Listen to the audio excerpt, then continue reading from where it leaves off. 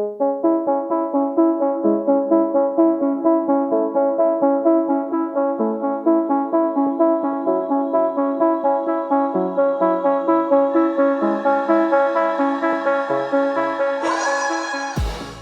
and welcome to the Blackout Podcast, where I get to talk to amazing people who do amazing things. And this episode is brought to you by our friends at Dragon Energy, Canada's newest energy drink. And you can check them out at Dragon Energy Canada on Instagram and Facebook. The power is yours.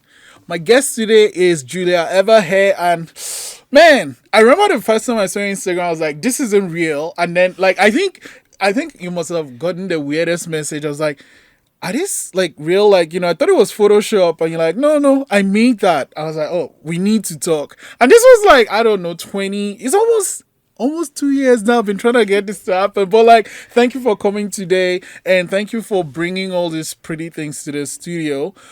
How did you get into making hair? Probably because everybody told me that I shouldn't do it. Why would they say you shouldn't do it? I don't know. When you're a child and people are like, oh, who are you gonna be when you grow up? And I'm like, hairdresser, and they're like, ew.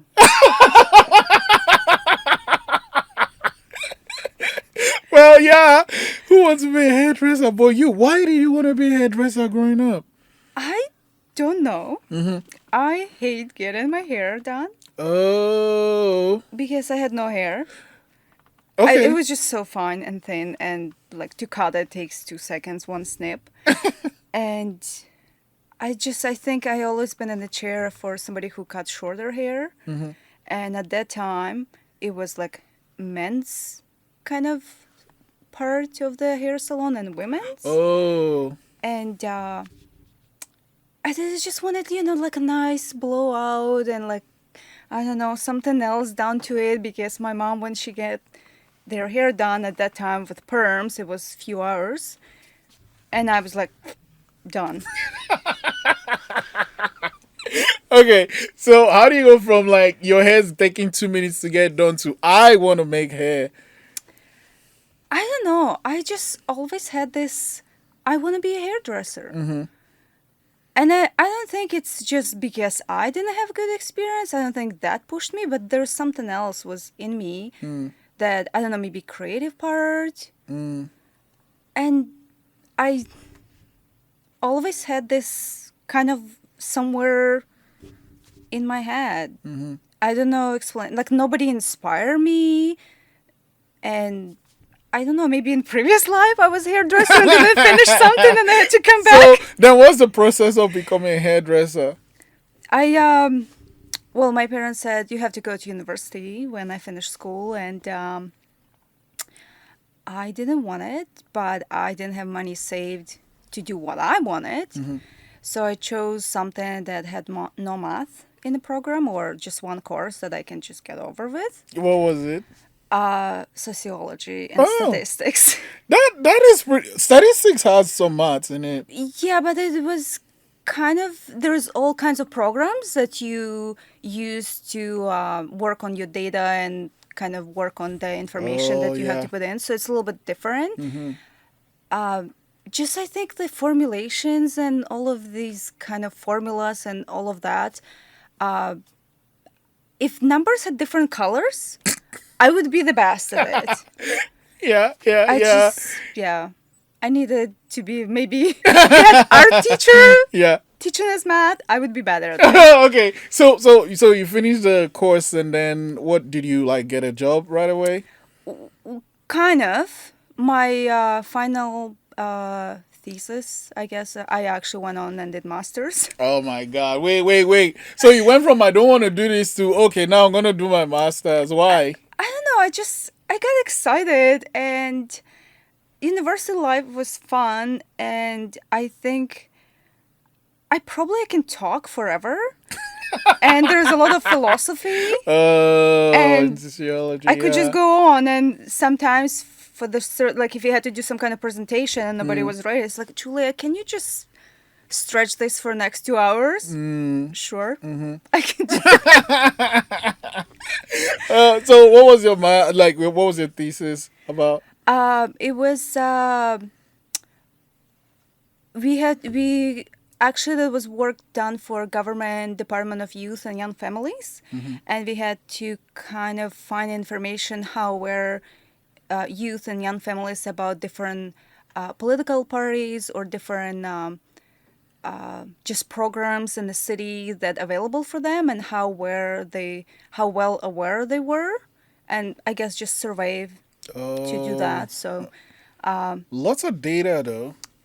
yeah, and so me and one of my classmates, I guess, we work on this program and actually got paid for it, so Oh, it was like nice. even better.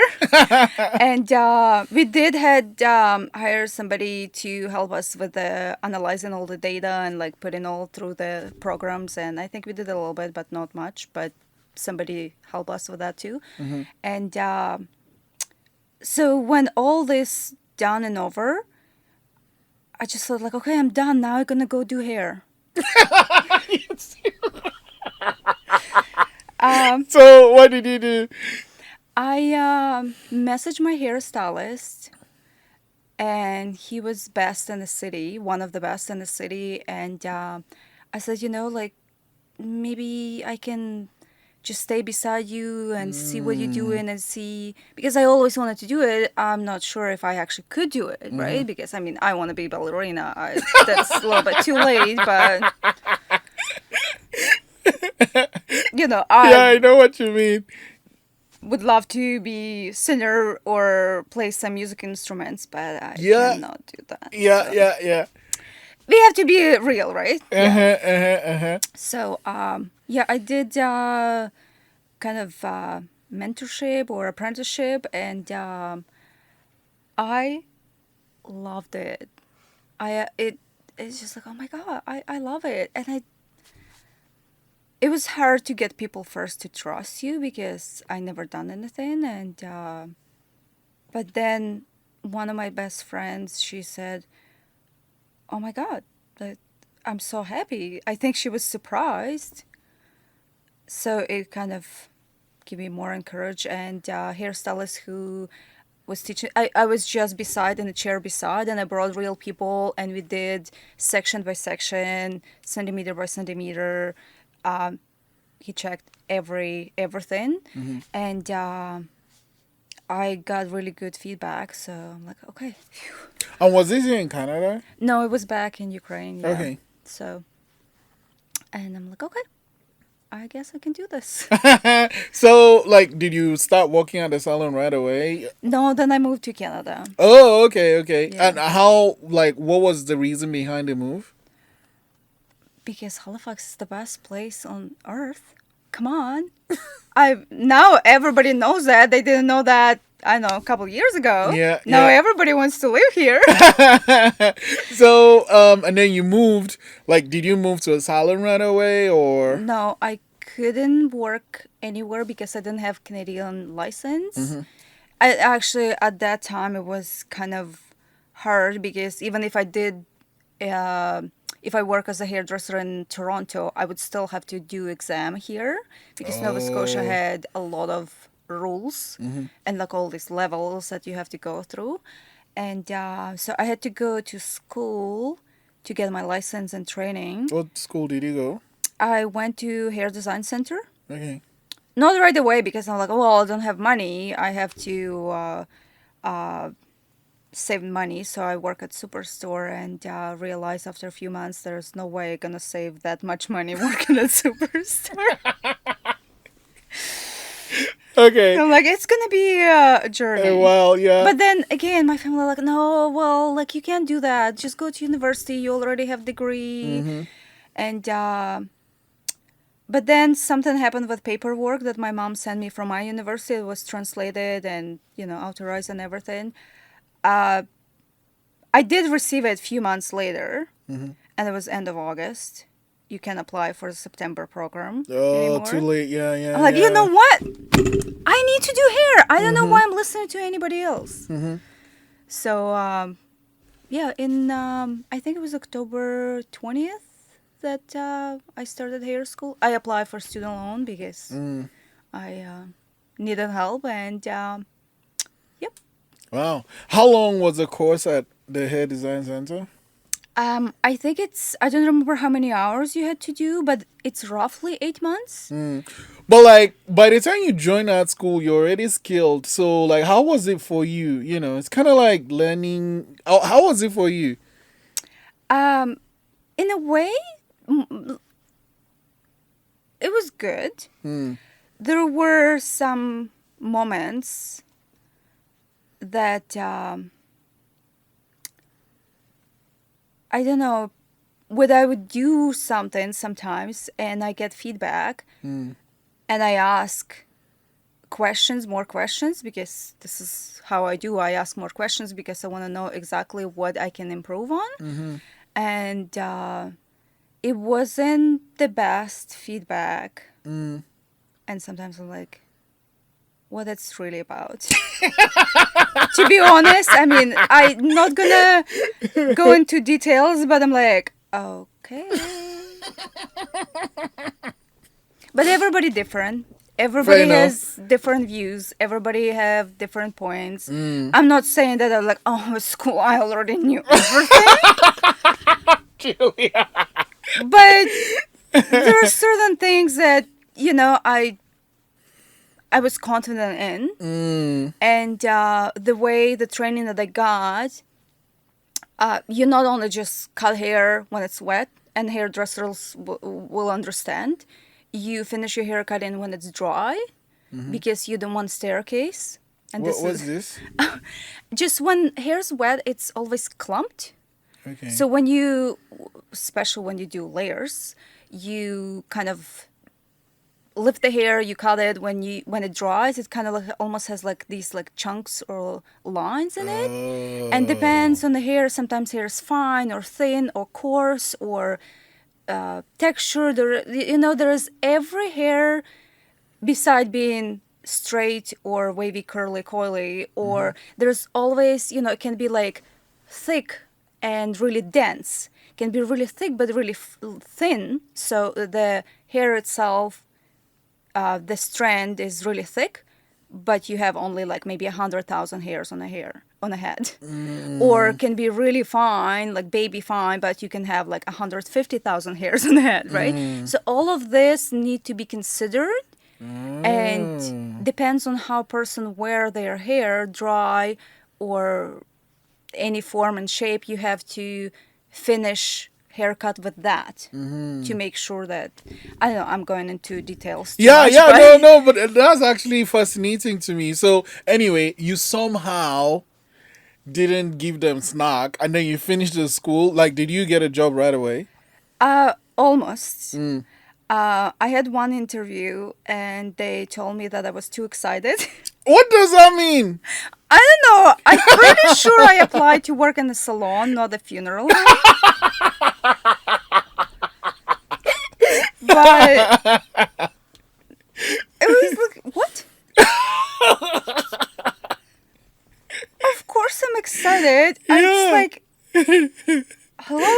And it just was really funny. It is funny. So like, okay, so and they're like, you're so excited. Okay, so you didn't get that job then. Yeah, I'm like, okay, Yeah. I'm gonna go do exciting things in my life. And another job, they didn't hire me because, oh, look, you from somewhere else, you're probably gonna work here for 3 days and move somewhere else. Kind of like that was their feedback. Yeah.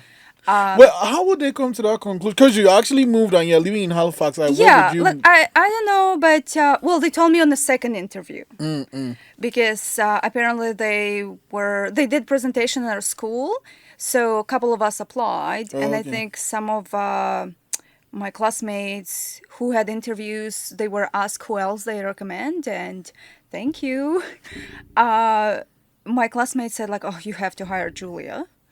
So I had second interview, and first interview I wore everything black because everybody wear everything black going to work interview and everything. And second interview I wore this like bright red shirt and did my hair like the way I wanted, and I brought not resume but I just printed out all pictures that I took of the hair that I did in school, and I said, "This is the work I do. If you want me to cut kids' hair, I can do kids' hair. Do you want me to do perm? Whatever you want me to do. If I don't know, I can learn it. But I'm just ready for anything. And if this is not what you're looking for, this is probably we should finish our interview."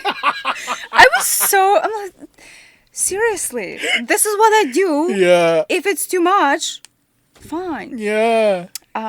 So I got a call, like maybe 2 hours later or something like that, and I was hired. So Yeah, nice. Are you still at the same place now? no, How long were you there for? 7 years. Holy shit! That's a long time. That is a long time. Okay, so but like once you started working there, it was just like normal hair, like cut, style stuff. When did you start doing the crazy things? Um, I always question, but what else I can do? I learned that if you mix blue with, I don't know, red, you will get purple or violet or I. But or they say like don't mix green with something else, or it's different. I'm trying not to be too technical, but I think in general in life, a lot of people tell us that we cannot do that. But I'm like, why? I mean, obviously, like, if somebody said, like, well, you can't kill the person, I'm not going to question that. But everything else, I think in order to find more information, I know it's maybe too much about hair. No. But but I want to try these color formulas and mix them together. And people are like, oh, it's not going to work. But I'm like, I want to see why it's not working and where it's not working. Because if it's not working on my hair, it can work on your hair. So, I always was just kind of trying to figure out like different ways, different things that I can do. And somebody told me, I think even when I work at Superstore, because I said that like I'm going to hair school, everybody knew. Everybody at Superstore and customers, everybody knew that. So they still ask me if I still love doing hair. The people because I go to same Superstore. Yeah. And somebody told me that there was this hairdresser from Ukraine too, and he was amazing and did things like that. And finally, another hairdresser introduced us at the show that this hairdresser just won like first place for one of the fantasy competitions. And I think this person inspired me and pushed me.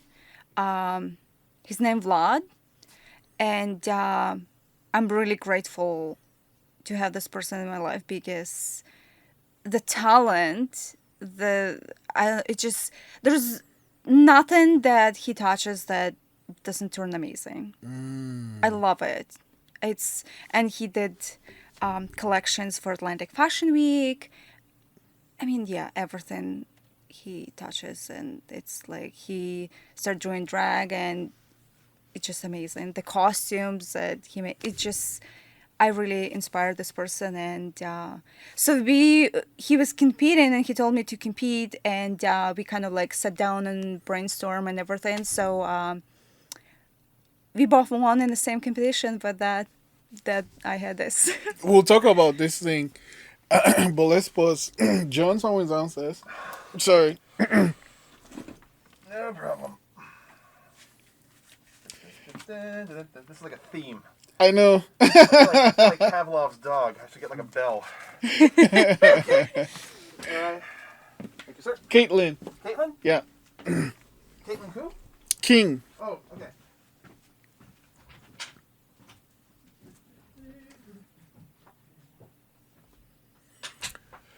Yeah. let's talk about Vlad, right? So you met Vlad, someone did this introduction, and then he asked you to join this competition. How was that? How did that feel for you, like being asked to compete? I think I think we both people that we're not looking at each other as competitors. We're looking from the side that we can help each other and lift each other, and we can just create more amazing things if we work together. This is every time, when we get together for, not this year, but every time we got for like go for a drink or dinner or something, we always talk about hair. And, and we always share the knowledge or like, like, did you know if you add a little bit of this in color, it just kind of reflects a little bit different, and share tips and everything. So, and I think this is why we really become really good friends, because we see the value of sharing, not just like,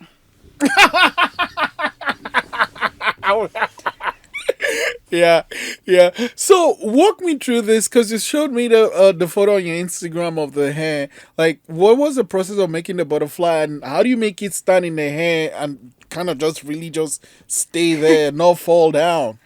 yeah, because we actually have to. I started working in a salon. We had to get in the cab and drive to the place where the competition was at. Holy So smokes! it took me about, I think, between 4 and 5 hours. I don't remember to put it together, even though I prepare these things in advance.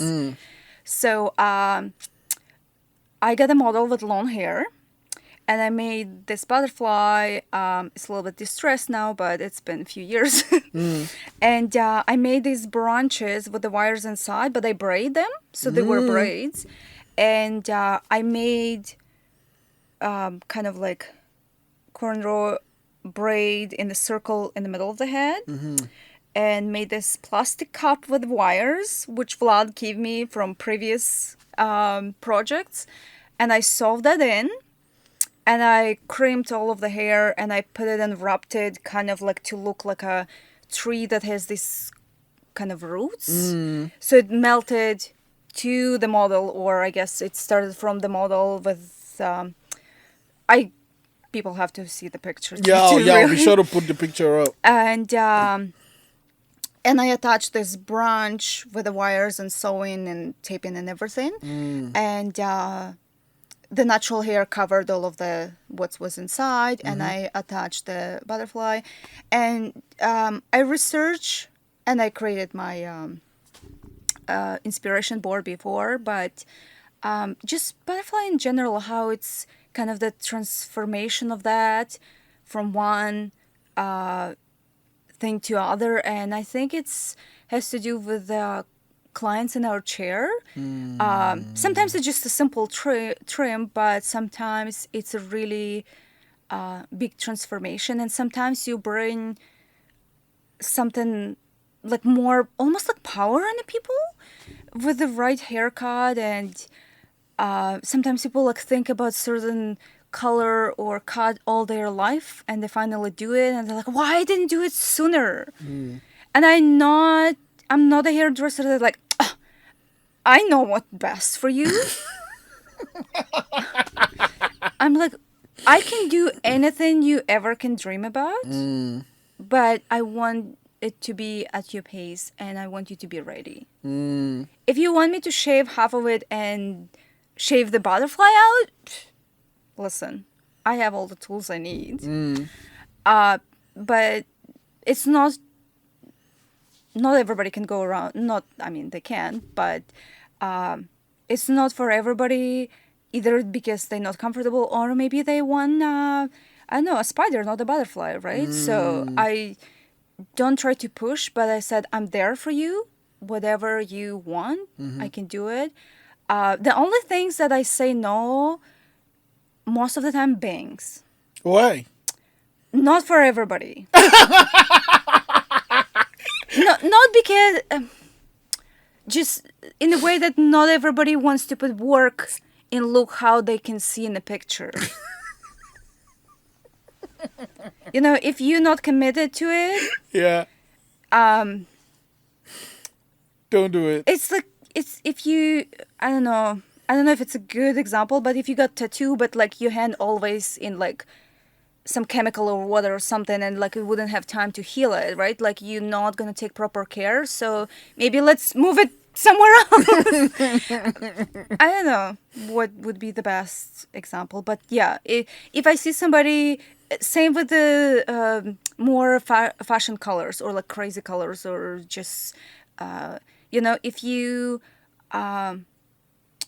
Sometimes people say like I want this, but it's gonna be one time only. Like if I want like purple, so I'll create the plan that we can do one time and easy to go back to whatever the next step would be. Yeah. And some people like I want to be green for the rest of my life. Oh. So that would be different plan. Like, and I know maybe I'm overthinking and planning too much. It's hair, but I want people to have the best experience, and I don't want them like, well, I didn't know that it's gonna grow out or fade like this. I always tell people the truth, and like, this is how it's gonna be in a month. This is how it's gonna be in 6 months. If you're ready for it, we can do this. If you're not ready, we can do something different that we can have green now, and whatever you're ready, or how much work you or how much money you want to invest in it. So it is always consultation for everything. Yeah, I mentioned that I love your Instagram, and I love a lot of the photos there, but one that stood out for me that looked like a lot of work was this hair that had so many colors in it. And each one was distinct. So like the blue one would just be just a section, and then red, and then like it was a lot of colors, but each one was distinct. How did you achieve that? Like, did you have to wait for each side to dry, or like did you have to just stick it in there, or how much work went into doing that one? Well, usually those color work, I don't think less than 4 hours. So it can be a 6, 7, 8 hours. Holy shit. That's crazy. It's so. Do you know the hell I'm talking about though? Like it's like it's. I can't. It's a really really old photo, so you might have forgotten. But there was so many like different colors in this one hair, and I'm wondering how you achieved that. Cause like the blue one didn't go into the red one, and the red one didn't go into the yellow one. Each one was just its own thing. It just, you kind of, again, you have a little bit of mapping kind of done before. So yeah, there's different ways how to achieve certain looks, and different ways how to achieve some of the like, it's different how you apply it, and it's different how it dries and person wears it. So I think with experience, you're like, well, if I want to see a bolder piece, then I have to place it certain way. So you can apply all these colors together, but you separate them either with a plastic or foil, or you just separate them and process them at the same time. And usually there's, and it's been for last few years, there are so many companies that have these amazing colors, and they don't transfer to either, or sometimes you have to rinse like these 2 inches first, and then you almost put the conditioner and rinse this, and like separate in between foils, you still rinsing in between, and there's another set of hands helping And you. like you're saying, you're doing this thing for 8 hours. Are you standing all through, or do you take breaks? The breaks when it's processing, so you have to okay. leave it at least for 20 minutes minimum. Oh, okay. Yeah, so that's breaks. And then when you do everything, like you answer all of the messages, and you have your lunch, use the bathroom, pick up the phone, and Yeah. text your family that you are alive, and Julia, you're so funny. Okay, so you worked at this place for 7 years. I guess, what do you do now? Like, do you work for yourself, or? I work in a salon. I'm employee. Well, most of the salons, they have levels that you can kind of, if your numbers with how many clients you've seen, how many clients came back, how much color you did, how many haircuts, sometimes how much retail you sold, all of these numbers. you can check them in the computer system and all these programs that are for the salons. And if you doing great, you can level up and your commission rate can be better, and you can get bonuses and things like that. So, and different things like being a mentor, and I took all education possible. I love classes and I go to classes all the time, and sometimes I did it on my own. Sometimes company paid for you to go to certain, depends if I needed that for myself more or they needed for working in a salon. So there was anything from team coaching to I don't know, creative colors and things like that.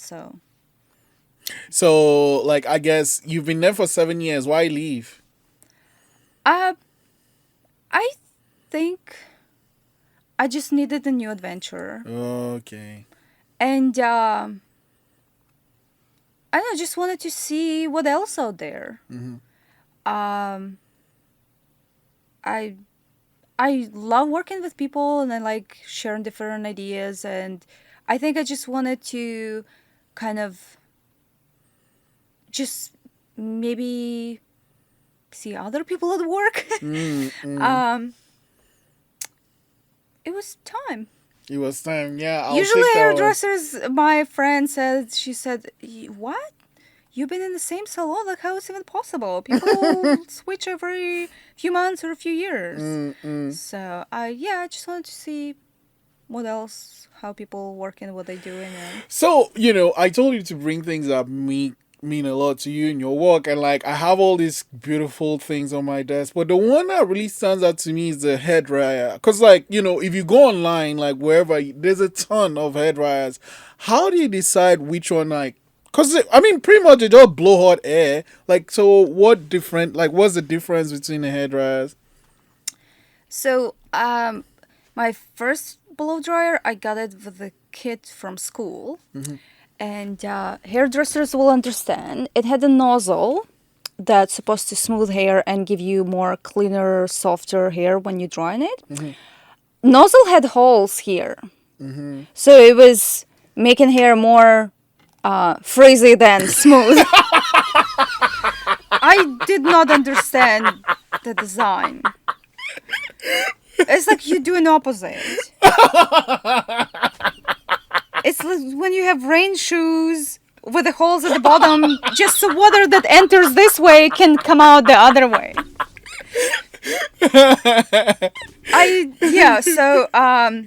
And then I took class, and there was this hairdresser, really famous. He's now, I think, there's this platform called Hairbrained, and they do a lot of amazing education. And I think he was one of the creators who started it.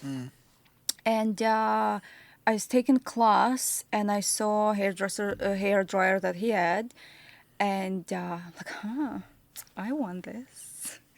And it was expensive, and it was made in Switzerland or something like that. And I got it, and it was amazing. It just made hair smoother, shinier, dry faster. I don't know. You can see the difference. Okay. And I thought, if I charging people for my work, it's my responsibility to have a tool to provide the best service. If that, some people are like, whatever, it's a hair dryer. Sure, if that's your work, I see exactly Great. what you mean. But like, I guess, having all the experience you have, you can kind of look at a hairdryer and tell if it's a good one or a shit one. Most of the time. And so I had that one, and it's still working. I'm using it at home, and I love it. But then 2017, I think, when Dyson came out with their hair dryer, and I was working at London Fashion Week, and we were sponsored by Dyson. Our team was sponsored, so everybody got Dyson. Not to keep, because it's different outlet, and it's 220, I think, and it wouldn't work here. Anyway, There's also, I didn't bring the attachment, but there's a diffuser part for curly hair. And I used that on the model. And I just stood there. And I'm like, oh my God. I'm like, should I stay here so I can keep this hairdryer?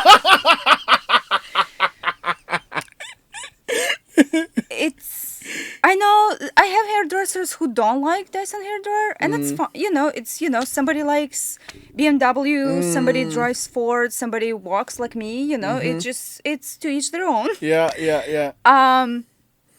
But to me, I was so happy with it, and it's also the motor is here, so it's more ergonomic how you hold it and where you're not lifting it as much. So there's different points on your arm where it's affecting you, especially standing and using.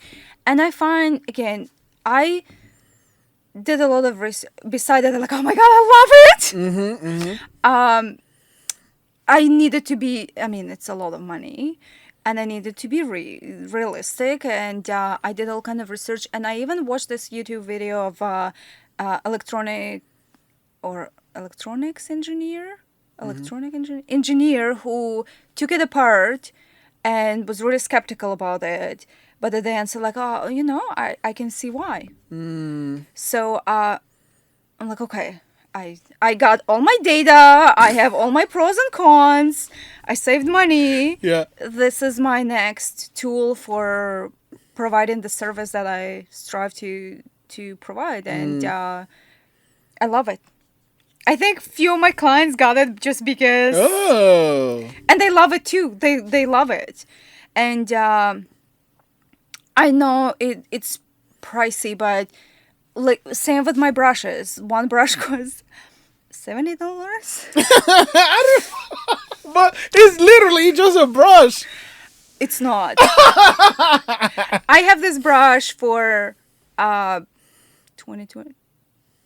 years. Wow. It's the same. It's the same. Not exactly the same. It's been 10 years. But if I bought something for $30 or $25, I had those in 3 months. Like it just falls apart. It's Yeah. It's, when the piece of wood somewhere in the woods was there for 10 years, you're trying to pick the log, and it's like,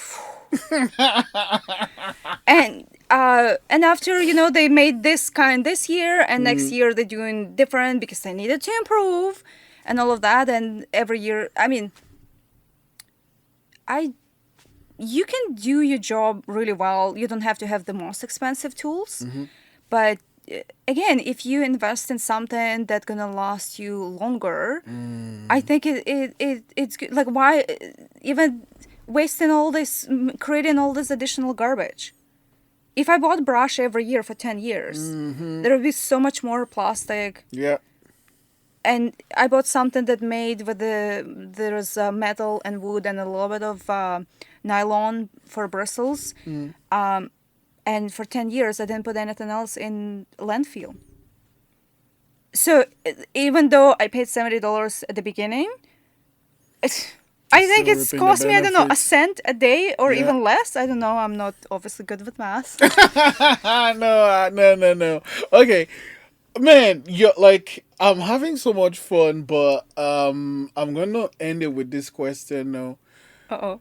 It's not a heavy one. It's not a heavy one. But like, you've had all this wonderful experience we had, seeing different countries, making all these hairs for different fashion weeks. What is something that you've wanted to do that you've not done yet? For hair, not just in general, just specifically for hair. Well, I was planning to go to another New York Fashion Week because it's fun. It is crazy and expensive with travel and everything, but I was planning to do that in September. Some year.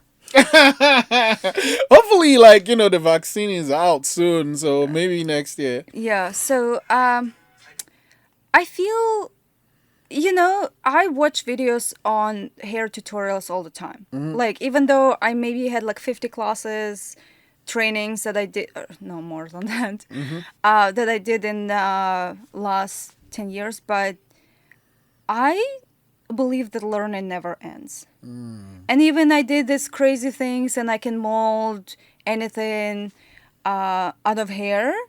That doesn't mean that like, oh, I have so much experience. Nobody can tell me, how things done. I always look up to different hairstylists, what they do, how I can learn different things, what else I can do, how else I can shape hair.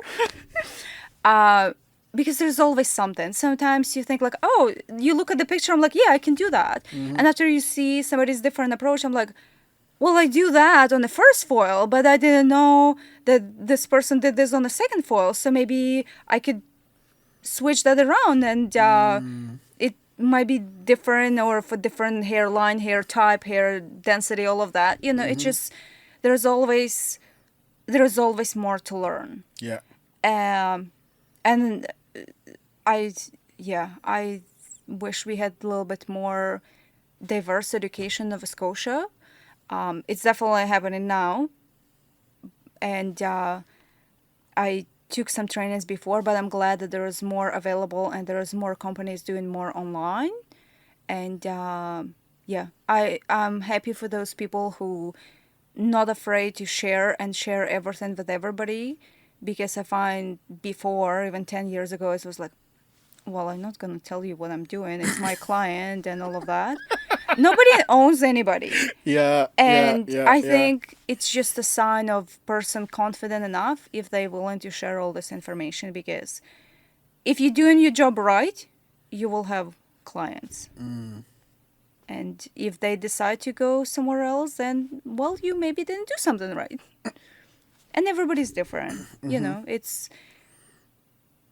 even though it's all about hair, but it's also about personalities and people just, I think it's really fine line, because beside clients getting hair, it's also kind of, in a way, it's emotional experience. So, everybody's different, and I think everybody should never say like, oh, I've been doing this for 20 years, I know what I'm doing. Just, you can always educate yourself. Wow. I love learning, so thanks for sharing that. Thank you so much for making me laugh my behind off, and thank you so much for coming on the podcast today. Thank you for having me. I had fun too, and I'm glad I maybe somebody will go and learn something now.